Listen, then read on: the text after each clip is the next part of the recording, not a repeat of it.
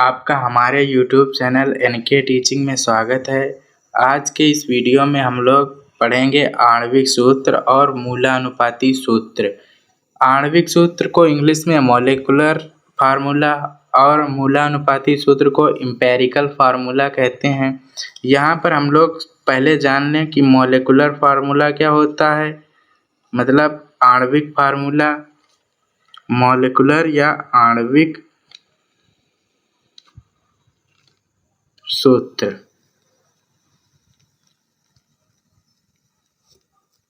Molecular formula अथवा आणविक सूत्र को हम लोग इस प्रकार से परिभाषित कर सकते हैं। ये जो आणविक फार्मूला होता है, आणविक फार्मूला या आणविक सूत्र, ये एक पूर्ण सूत्र होता है।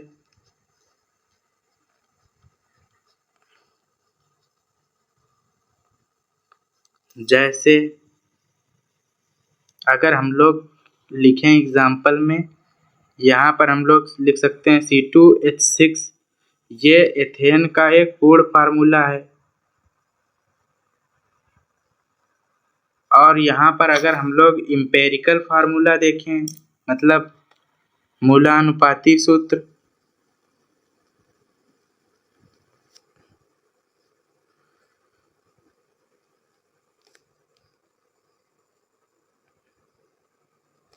मूलानुपाती सूत्र, इसको हम लोग इस प्रकार से परिभाषित कर सकते हैं कि यह एक अपूर्ण सूत्र होता है।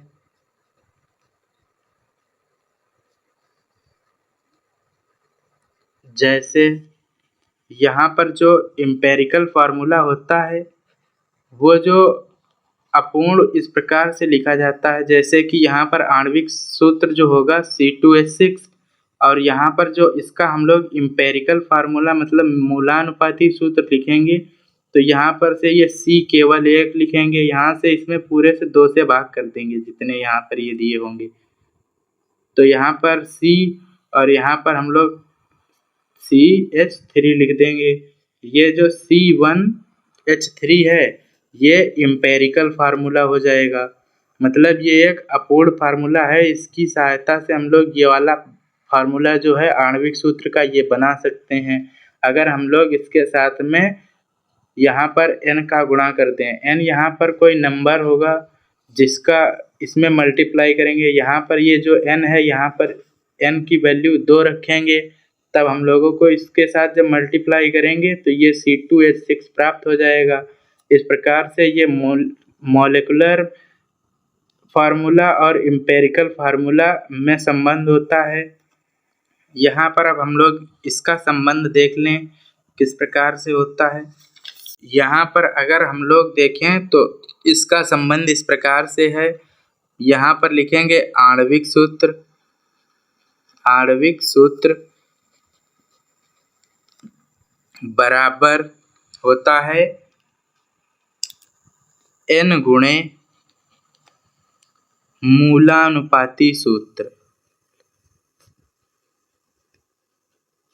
जैसा कि ऊपर मैंने अभी बताया है, यहाँ पर ये जो n है, ये नंबर है या संख्या है, ये 1 2 3 4 5 ये कुछ भी हो सकती है यहाँ पर। और इसी संबंध के अनुसार हम लोग ये भी लिख सकते हैं कि यहाँ पर आणविक भार बराबर n गुणे मूलानुपाती भार। ये हम लोग अभी एग्जाम्पल की सहायता से समझ ले रहे हैं। यहाँ पर अगर हम लोग एक एग्जाम्पल लें, यहाँ पर हम लोग ग्लूकोज का एग्जाम्पल लें। यहाँ पर अगर हम लोग इसका मॉलिक्यूलर फार्मूला लिखेंगे, मॉलिक्यूलर फार्मूला, तो यहाँ पर इसका मॉलिक्यूलर फार्मूला क्या होता है, C6H12O6। अब अगर हम लोग इसका मॉलिक्यूलर वेट निकालें, मतलब आणविक द्रव्यमान निकालें, अगर इसका हम लोग आणविक द्रव्यमान निकालेंगे तो ये क्या हो जाएगा, 6 × 12 प्लस 1 × 12 प्लस 6 × 16। अब हम लोग इसको जब सॉल्व करेंगे, ये यहाँ पर 72 प्लस 12 प्लस 96। अब इसको हम लोग जब और सॉल्व करेंगे तो ये आएगा टोटल 180, ये ग्राम प्रति मोल होगा। इस प्रकार से हम लोग इधर भी अगर हम लोग इसका इम्पेरिकल फार्मूला देखें, इम्पेरिकल फार्मूला मतलब मूलानुपाती सूत्र, तो इसको हम लोग क्या लिख सकते हैं, C1H, यहाँ पर 6 से भाग कर रहे हैं हम लोग, यहाँ से 6 कॉमन ले लें अगर, तो यहाँ पर C1 बचेगा, H2 बचेगा, O1 बचेगा। ये जो लिखा है ये मूलानुपाती सूत्र है, ये आणविक सूत्र है। अब यहाँ से हम लोग इम्पेरिकल वेट निकालेंगे, मतलब मूलानुपाती भार, इम्पेरिकल वेट। जब यहाँ से हम लोग इम्पेरिकल वेट निकालेंगे तो ये कितना आएगा, यहाँ पर 1 × 12 प्लस 1 × 2 प्लस 1 × 16। इसको हम लोग जब सॉल्व करेंगे, यहाँ पर 12 प्लस 2 प्लस 16, इसको जब हम लोग जोड़कर लिखेंगे तो ये कितना आएगा, यहाँ पर आएगा 30। अब जैसा कि हम लोगों को यहाँ पर बताया गया है आणविक सूत्र बराबर n × मूलानुपाती सूत्र, तो हम लोग इसके अनुसार अब यहाँ पर अगर देख लें, ये जो सूत्र है यहाँ पर हम लोग देखें, ये है इसका आणविक सूत्र और ये है मूलानुपाती सूत्र। तो अगर हम लोग यहाँ पर देखें तो ये C6H12O6 है, ये क्या है, मूलानुपाती सूत्र, ये आणविक सूत्र है। यहाँ पर n क्या है, यहाँ पर कोई नंबर होगा, और यहाँ पर ये इम्पेरिकल फार्मूला क्या है, C1H2O1,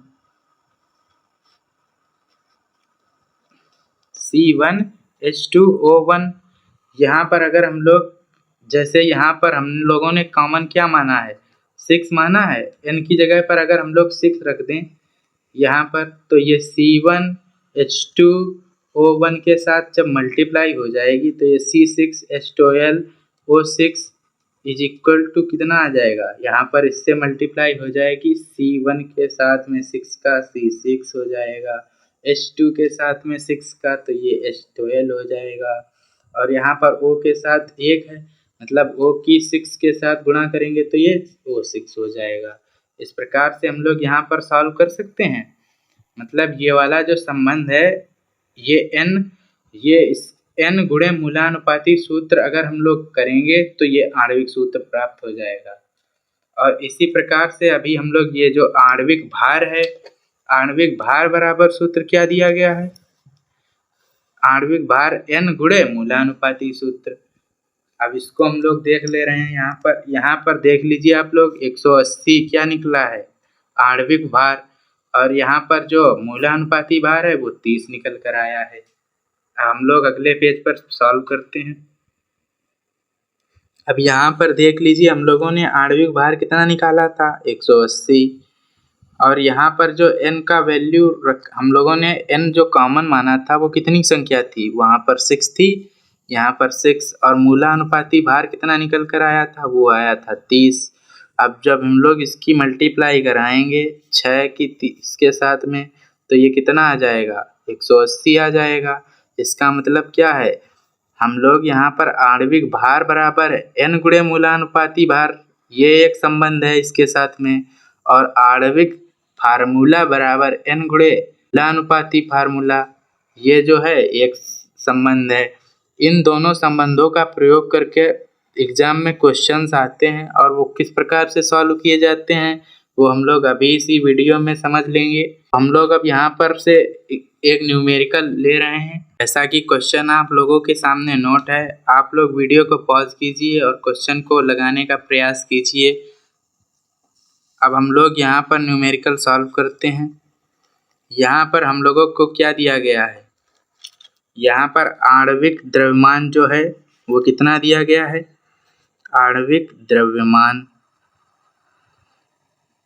बराबर 90। और यहाँ पर क्या दिया गया है, मूलानुपाती सूत्र। मूलानुपाती सूत्र वो कितना दिया गया है, CH2। अब यहाँ से हम लोग क्या सूत्र लगा सकते हैं, मौलिक मतलब आणविक भार। आणविक भार बराबर, आणविक भार लिखें या द्रव्यमान, यहाँ पर कोई फर्क नहीं पड़ता है। यहाँ पर N गुणे मूलानुपाती भार, क्योंकि हम लोगों ने अभी ये सिद्ध किया था ना, यहाँ पे ये जो होता है आणविक भार और इसके साथ में N गुणे मूलानुपाती भार। तो अब हम लोग यहाँ पर आणविक भार कितना दिया गया है, 90, और यहाँ पर N, और यहाँ पर मूलानुपाती भार जो है हम लोग यहाँ से निकाल सकते हैं, CH2 है। CH2 के लिए मूलानुपाती भार कितना निकल कर आएगा, यहाँ पर 12 + 1 + 2 गुणे 16, ये हो जाएगा 13 + 32। यहाँ पर इसको जब हम लोग जोड़ देंगे, 3 और 2 5 और 3 1 4, 45 आएगा। अब यहाँ से हम लोग यहाँ पर 45 वैल्यू रख सकते हैं। तो हम लोग अगर n बराबर निकालेंगे तो 90/45, तो यहाँ से हम लोगों को n की वैल्यू पता चल गई है। मतलब n की वैल्यू जब हम लोगों को पता है तो अब हम लोग क्या निकाल सकते हैं, यहाँ पर आणविक सूत्र निकाल सकते हैं या नहीं। यहाँ से जब हम लोग लिखेंगे अब आणविक सूत्र बराबर, आणविक सूत्र बराबर क्या होता है, N गुणे मूलानुपाती सूत्र। मूलानुपाती सूत्र। अब यहाँ पर हम लोगों को आणविक सूत्र निकालना है और N की वैल्यू अभी हम लोगों ने निकाली। ये जो N की वैल्यू होती है ये दोनों में सेम ही तो रखी गई है। यहाँ पर हम लोग N की वैल्यू अगर 2 रख देंगे और मूलानुपाती सूत्र CH2 लिख देंगे, और यहाँ पर इसकी जब हम मल्टीप्लाई इसके साथ करा देंगे तो ये C2H2O2 ये सूत्र हम लोगों को प्राप्त हो जाएगा। यही तो हमसे पूछा गया था, ये है आणविक सूत्र। आणविक सूत्र। इस प्रकार से ये क्वेश्चन सॉल्व होगा। हम लोग अब अगले क्वेश्चन की ओर बढ़ते हैं। जैसा कि अगला प्रश्न हम लोगों के सामने नोट हो गया है, तो चलिए अब हम इस क्वेश्चन को सॉल्व करते हैं।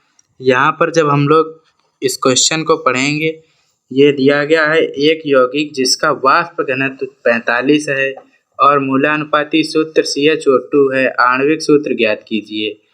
तो हम लोग एक सूत्र और यहाँ पर याद कर लेंगे। ये जो है आप लोग इसे नोट कर लीजिएगा। ये होता है मूलानुपाती भार। मूलानुपाती भार बराबर 2 गुणे वाष्प घनत्व।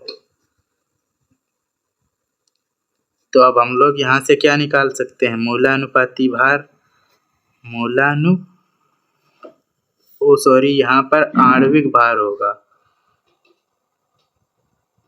आणविक भार। आणविक भार बराबर सूत्र क्या होता है, 2 गुणे वेपर डेंसिटी मतलब वाष्प घनत्व। अब यहाँ से हम लोग क्या लिखेंगे, 2 गुणे 45, और ये कितना आ जाएगा आणविक भार, 90। हम लोग यहाँ से क्या निकाल सकते हैं, तो अब हम लोग यहाँ से N की वैल्यू निकाल सकते हैं, क्योंकि हम लोगों के पास आणविक भार है। और यहाँ से मूलानुपाती भार हम लोग निकाल सकते हैं। मूलानुपाती भार यहाँ पर जो दिया गया है, मूलानुपाती भार CH2 है, तो इसका हम लोग बाहर निकालेंगे, 12 + 1 + 2 गुणे 16, और इसको जब हम लोग सॉल्व करेंगे 13 प्लस 16 दूनी 32 और ये इसको जब हम लोग जोड़ देंगे तो ये आ जाएगा 45। अब यहाँ से हम लोग n की वैल्यू निकाल सकते हैं या नहीं। n बराबर फार्मूला क्या हो जाएगा, n बराबर यहाँ पर फार्मूला हो जाएगा आणविक भार बटे मूलानुपाती भार। अब यहाँ से हम लोग क्या निकाल सकते हैं, आणविक भार कितना दिया गया है 90 और यहाँ पर मूलानुपाती भार है 45। इसको जब हम लोग सॉल्व करेंगे तो ये आ जाएगा 2। अब यहाँ से हम लोग क्या निकाल सकते हैं, आणविक सूत्र निकालना है। आणविक सूत्र बराबर सूत्र क्या होता है, आणविक सूत्र बराबर n गुणे मूलानुपाती सूत्र।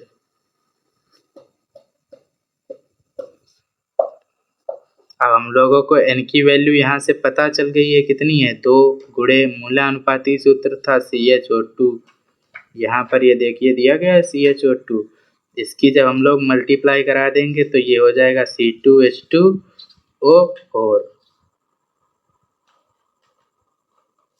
और यहाँ पर जो हम लोगों ने पहला क्वेश्चन सॉल्व किया था, यहाँ पर भी ये C2H2O4 होगा क्योंकि यहाँ पर O2 दिया गया है और इसकी 2 के साथ मल्टीप्लाई कराएंगे तो ये O4 हो जाएगा।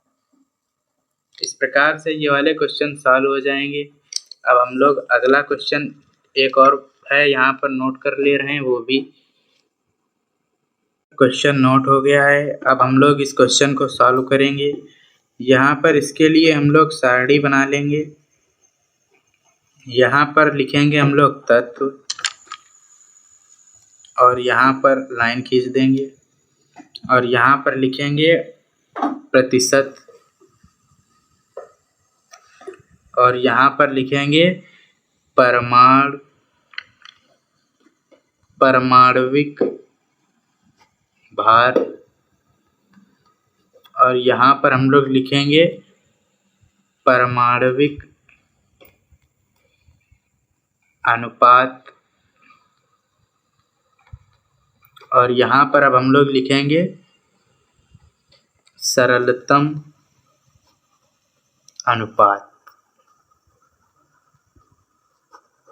अब यहाँ पर जैसे कि हम लोगों को तत्व कौन कौन से दिए हैं, कार्बन दिया है, हाइड्रोजन दिया है और ऑक्सीजन दिया है।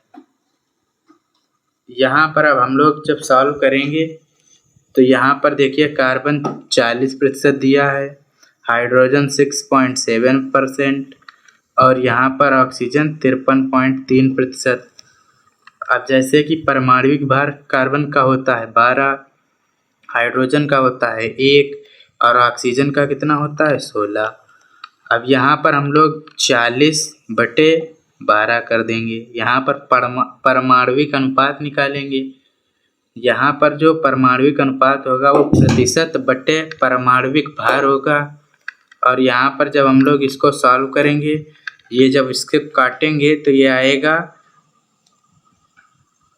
3.33 और यहाँ पर जब ये हम लोग 6.7 को 1 से भाग देंगे तो ये 6.7 ही आएगा और यहाँ पर जो 53.3 है मतलब ऑक्सीजन का प्रतिशत और बटे में हम लोग 16 रखेंगे और जब इसको हम लोग सॉल्व करेंगे तो ये कितना आएगा, ये भी आएगा 3.33%।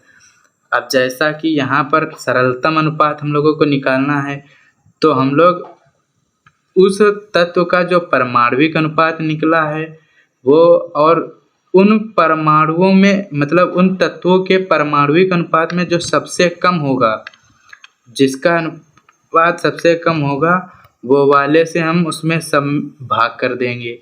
ये कितना आएगा, 1 आएगा और यहाँ पर 6.7/3.33, इससे जब हम लोग इसको भाग करेंगे तो ये कितना आएगा, यहाँ पर आएगा 2 और यहाँ पर जब हम लोग इसको भाग करेंगे 3.33 को यहाँ पर 3.33 से तो ये कितना आएगा, यहाँ पर 1 आएगा।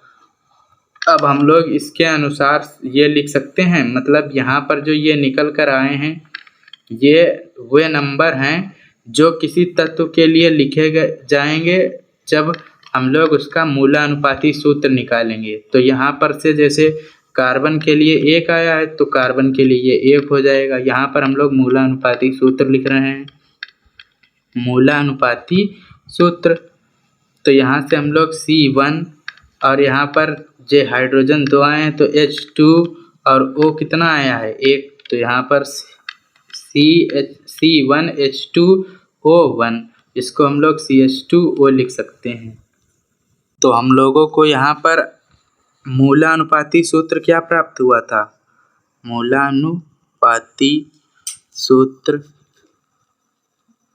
ये CH2O हो जाएगा। अब यहाँ से हम लोग क्या निकाल सकते हैं, यहाँ पर जो आणविक भार दिया गया था, आणविक भार वो कितना दिया गया था, आणविक भार दिया गया था, यहाँ पर आणविक भार दिया गया था 60।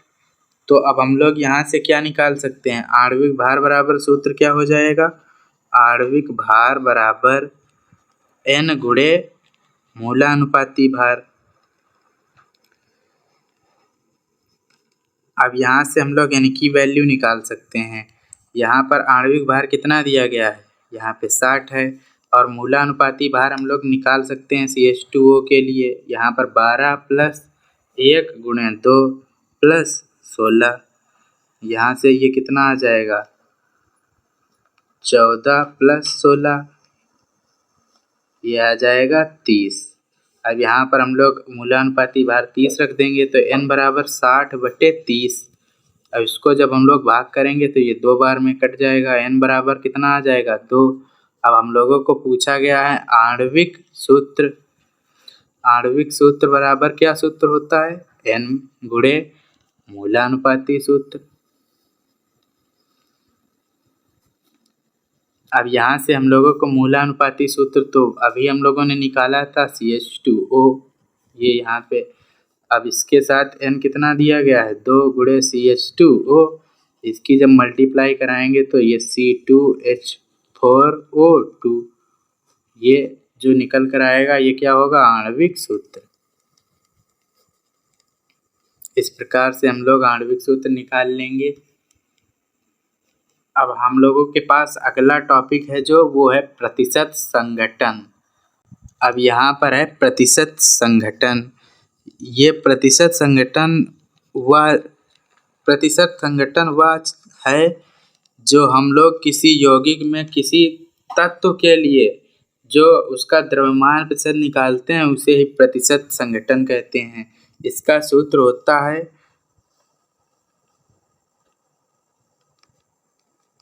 उस तत्व या यौगिक का द्रव्यमान बटे यौगिक का कुल द्रव्यमान, यौगिक का कुल द्रव्यमान गुणे 100, ये होता है प्रतिशत संघटन का सूत्र। जिस तत्व का या यौगिक का हम लोगों को द्रव्यमान निकालना होता है उसको ऊपर रखते हैं, और यौगिक का जो कुल द्रव्यमान होता है उसको उसके बटे में रखते हैं और 100 से गुणा कर देते हैं, तो ये यहाँ पर हम लोगों को प्रतिशत संघटन प्राप्त हो जाता है। यहाँ पर जैसा कि क्वेश्चन हम लोग एक नोट कर रहे हैं, ताकि प्रश्न हम लोगों के सामने है NaCl में Cl का प्रतिशत संघटन बताइए। तो यहाँ पर हम लोग प्रतिशत संघटन बराबर सूत्र क्या लिखेंगे, तत्व का द्रव्यमान बटे ये यौगिक का द्रव्यमान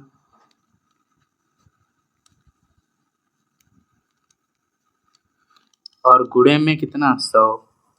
अब यहाँ पर तत्व का मान कितना हो जाएगा, यहाँ पर Cl के लिए कितना होता है 35.5 बटे यौगिक का द्रव्यमान कितना दिया गया है, वो होता है दिया नहीं गया यहाँ पर NaCl के लिए 58.5 निकालेंगे ना, NaCl 23 + 35.5, तो यहाँ से ये कितना आएगा 58.5, और यहाँ पर अगर हम लोग Cl का देखें तो ये 35.5 होता है। यहाँ पर 35.5 बटे 58.5 गुणे यहाँ पर 100 कर देंगे हम लोग।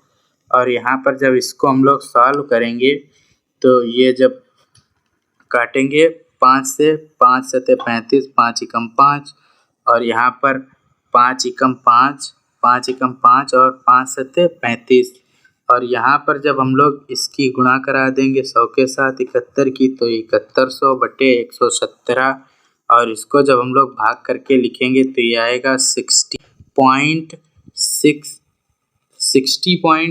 मतलब 60.6% आएगा।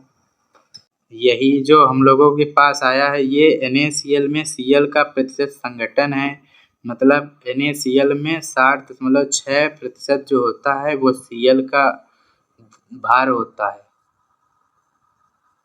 अब जैसा कि अगला प्रश्न हम लोगों के सामने नोट हो गया है, यहाँ पर जो है प्रतिशत संघटन निकालना है H2O के लिए। तो यहाँ पर H2O कितने हैं, यहाँ पर 7 गुणे H2O का भार कितना होता है 18। यहाँ पर जो ये भार होता है ये परमाणविक या आणविक भार रखेंगे और यहाँ पर जो MgSO4.7H2O का परमाणविक भार निकल कर आएगा वो होगा 246। हम लोग यहाँ पर निकाल कर देख ले रहे हैं। Mg का जो होता है वो 24 प्लस सल्फर जो होता है वो होता है 32 प्लस यहाँ पर 4 ऑक्सीजन है तो यहाँ पर कितना हो जाएगा 64 प्लस और यहाँ पर 7 H2 हैं तो इसको जब हम लोग पूरा करके लिखेंगे तो 126 हो जाएगा और इसको जब हम लोग जोड़ देंगे तो ये 246 आएगा। आप लोग जोड़ कर देख लीजिए, यहाँ पर आएगा गुणे में 100 और यहाँ पर जब हम लोग इसको सॉल्व करेंगे तो ये 126 बटे 246 गुणे 100 और यहाँ पर जब हम लोग इसको भाग करेंगे, इसको जब हम लोग 2 से भाग करेंगे तो 2 एकम 2, 2 दूनी 4, 2 तिया 6 और इसको जब हम लोग भाग करेंगे तो ये हो जाएगा 63। इसको हम लोग 3 से और भाग कर सकते हैं, 3 चक्कू 12, 3 एकम 3, 3 दूना 6 और 3 एकम 3। यहाँ पर ये हो जाएगा 2100 बटे 41 और इसको जब हम लोग भाग दे देंगे तो ये आएगा 51.21%। ये जो 51.21% आया है वो H2O का भार है MgSO4.7H2O में। इससे हम लोग प्रतिशत संघटन निकाल सकते हैं इस प्रकार से। Thanks for watching.